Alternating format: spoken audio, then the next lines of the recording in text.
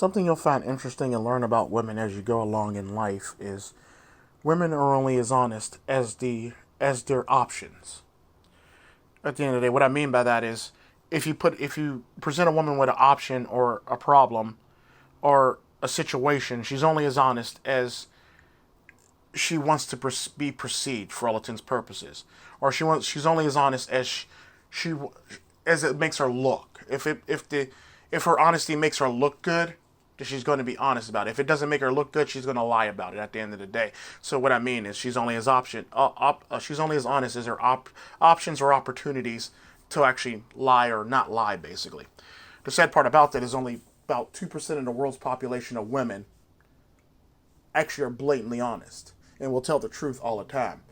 That's not a lot of women in this world, sadly. Even though there are more women in the world than there are men, not a lot of women actually tell the truth. More men are more likely to tell the truth than women. And the sad part about that is when a man tells the truth, he's bitter, or he's hurt, or he's this, or he's that, or he's this. Now, don't get me wrong, there are some men that are. But at the end of the day, not all men who tell the truth are bitter or hurt or mean or, this, that, and the other, or assholes. I mean, don't get me wrong, telling the truth is fun sometimes. And it could kind of sort of end up being, you can kind of sort of end up being an asshole at the end of the day. But if you're just being honest, you're just being honest. And that's the thing that a lot of people have a problem with. A lot of women have a problem with is actually being honest. They're only as honest as the situation arises or how it'll make them look. Or think of it like this. Women are like PR reps. When you want a company to look a certain way, you basically try to spin it in a way to make your company look good or give your company minimum fault or liability, or you try to make it seem as the company did not know this was taking place, and you try to put the fault on other people. This is typically women in a nutshell. At the end of the day, they typically will spin it in a way where they don't have to take fault, or they can place the fault on other people or someone else or anything, or an inanimate object or a child or a dog or an animal or a guy or a man or anything, basically. This is typically how they operate. As long as they can make their PR good and spin it, and they don't have to take fault or responsibility for anything, or if the fault and responsibility will make them look good, that's the only way they'll actually take fault and responsibility, if it'll make them look good in somebody's eyes. This is typically how women work. So if it makes them look good, they'll take it. If it doesn't make them look good, they'll pass it off on somebody else. This is typically what I mean by opportunity arises in front of them. And this is basically at the end of the day, when you boil it down, women are opportunists. And they will do things that benefit them only. They will never do something that will make them look bad or make them be viewed in a negative light at the end of the day. That's only a small percentage of women in the whole entire world that would actually do something to actually make themselves look bad in a negative way.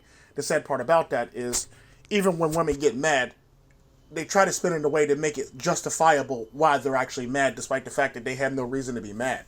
Even if they started it, they spin it to make it look like the other person started it. Even though you can literally have a bunch of people sitting there watching this transpire, they'll still blame the person who she got an attitude with for her attitude being initiated, sadly. And it's like, you had an attitude first. What the hell is wrong with you?